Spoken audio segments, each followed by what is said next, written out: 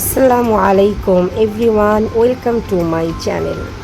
আজ হচ্ছে আমি অতি সহজ উপায়ে হাতের কাছে যে উপকরণগুলো থাকে সেই উপকরণগুলো দিয়ে আমি সহজেই স্যান্ডউইচ বানানো আপনাদের হচ্ছে এখন শিখাবো। যদি আমার এই রেসিপিটা আপনাদের ভালো লেগে থাকে অবশ্যই আমার চ্যানেলটিকে সাবস্ক্রাইব করতে ভুলবেন না।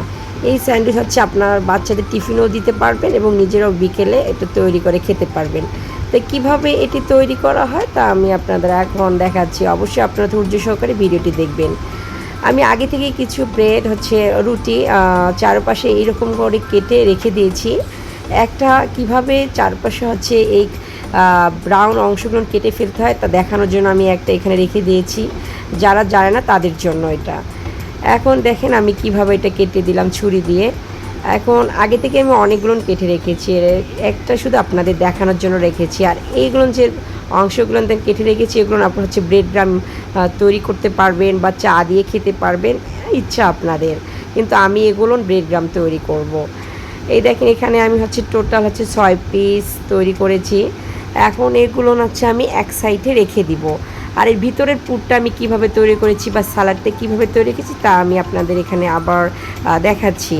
এখানে আমি আগে থেকে হচ্ছে হাফ শসা কুচি করে নিয়েছি আর হাফ টমেটো কুচি করে নিয়েছি। আপনাদের হাতের কাছে যদি গাজর থাকে আপনারা কুচি করে গাজর দিতে পারেন, বাট আমার হাতের কাছে গাজর ছিল না, এই দুটো উপকরণ ছিল, তাই আমি দুটো উপকরণ কেটে রেখেছি।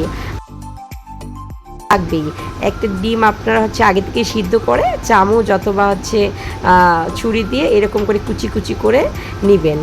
এখন তারপর হচ্ছে আমি এই সালাদের ভিতরে হচ্ছে কুসুমের অংশটা দিলাম, সাদা অংশটা দিলাম। এখন দিয়ে আমি এসব হচ্ছে আঠালোভাবে কীভাবে আঠালো হবে সেই রকম করে হচ্ছে এটা আমি তৈরি করব।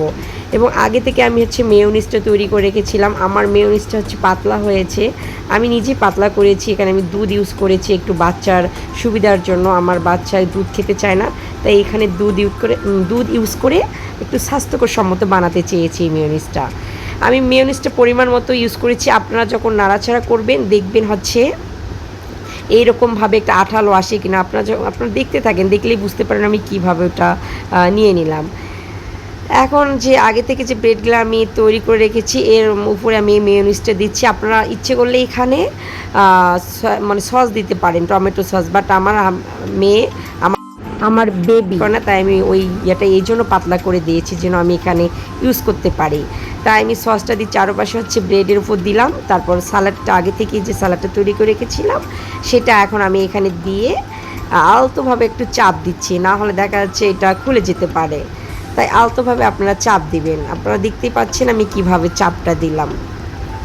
আবার সেই মেয়োনিজটা কিভাবে আমি পাতলা করেছি তা আমি আপনাদেরকে মেয়োনিজটা তৈরি করতে হয়। যদি আপনারা না পারেন তাহলে অবশ্যই আমাকে কমেন্টে জানাবেন, আমি আপনাদের মেয়োনিজ তৈরি করার রেসিপিটা হচ্ছে আমি শেয়ার করে দিব। তারপর কীভাবে পাতলা করতে হবে এবং কীভাবে হচ্ছে গাঢ় করতে সেটা সব আমি আপনাদেরকে শেয়ার করব। এখন আবার আমি সেই রকম করেই হচ্ছে সালাডটা দিয়ে আবার আলতোভাবে এখানে চাপ দিয়ে সুন্দরভাবে রেখে দেবো। একটু একটু করে পড়তেই পারে, এটা হচ্ছে আপনারা আবার ওখান থেকে সরিয়ে হচ্ছে রুটির মধ্যে হচ্ছে আপনারা ইউজ করতে পারেন। আপনারা আমার হচ্ছে দেখতে পাচ্ছেন যে আমি কিভাবে এটা ইউজ করতেছি। এই মেয়োনিজটা যে আমি তৈরি করেছি এটা অনেক অনেক স্বাস্থ্যকর সম্মত আমি বানিয়েছি। কীভাবে বানানো হয় অবশ্যই আপনারা আমাকে কমেন্টের মাধ্যমে জানাবেন। এখন কিভাবে আমি রুটিটা ধরেছি আপনারা দেখতেই পাচ্ছেন, আর কীভাবে কাটতে হবে সেটাও হচ্ছে আপনারা দেখে নেন কীভাবে আমি কাটলাম। এটা কাটার মধ্যেই হচ্ছে চলে আসে, দেখা যাচ্ছে অনেক সময় এইদিকে সরে ওইদিকে সরে, তাই এটা হচ্ছে আলতোভাবে আস্তেভাবে কাটতে হবে।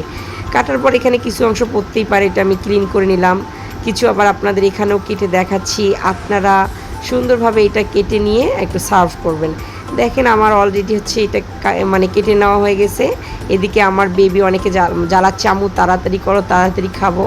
এখানে আমি হচ্ছে র্যাপিং পেপার আপনাদের থাকলে এই র্যাপিং পেপার দিয়ে আপনারা বাচ্চা টিফিনের জন্য সুন্দরভাবে করে ফ্রিজ অফ করতে, তার হচ্ছে টিফিন বক্সে কন্টেনারে হচ্ছে ফ্রিজ অফ করে রেখে দিতে পারেন এবং বিকেলের নাস্তা আপনারা এটা তৈরি করতে পারেন।